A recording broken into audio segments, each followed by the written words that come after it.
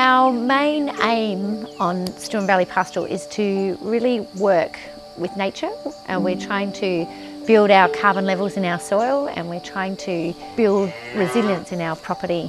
We grew our potatoes in very traditional methods in days of old, and on one of our farms we got into a lot of trouble. We've had a 4-year rotation, we tended to run out of soil structure, we weren't growing good enough grass, and we finished up with all the soil diseases.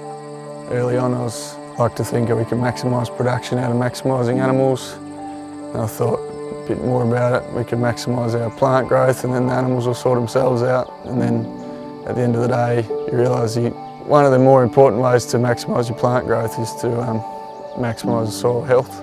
We've tried a lot of things over the years, but it gets back to the soil. It's all about, if you're a farmer, it's all about the soil, and we've largely sort of followed that as a concept ever since, and we're now getting some really excellent results. We don't have to spray for insects anymore because we don't have stressed plants anymore, and everything's got better since then. Yeah, that looks really nice actually.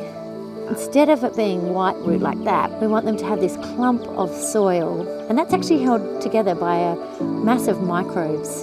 The plant feeds those microbes with exudates, and the microbes feed the plant with sourcing nutrients. So that's kind of what we're aiming for. The more of that you have, the healthier the soil, the faster those plants can absorb nutrients, and so the healthier the plant. The things that we have available to us that are so important is rainfall, sunshine and soil. And if we really concentrated on those 3 things, that to me seemed going to be the best way to farm. You know, we're naturally mining our soils through growing a product, so we need to be putting back in, and we're trying to reduce the amount of artificial fertilisers we're putting in. So we're really looking at organic-based fertilisers or composts to improve vine health as well, and therefore that'll improve the sustainability of our vineyards, and the vines should last longer and yield longer as well. We've definitely reducing our inputs of drenches and broad insecticides across our pastures. We've started summer cover cropping and also winter cover cropping, trying to keep everything with a growing plant all year round. Basically our whole aim is to maximise photosynthesis. A really important component to it is using your grazing mob as a management tool to manage your grass. I think that's probably one of the most important bits, don't you? Yeah, that made the biggest change, I reckon. We have a grazing program where the grass is left to grow untouched for 11 months of the year. We're growing about 20% more grass than we were growing when we started, and it's all building up carbon, we're building up soil moisture, and we're building up nutrient. And importantly, building up soil carbon, the ability to hold water. Where the deep-rooted permanent pastures take over, we're getting less bulb in wet weather. Water is infiltrating better. We're finding that we may not need to irrigate till quite late. We use much less water now than we ever did. A lot of the species that grow in the summer have got the ability to push their roots deeper into our dense subsoil, where there is moisture there, but our annual plants struggle to push through into it.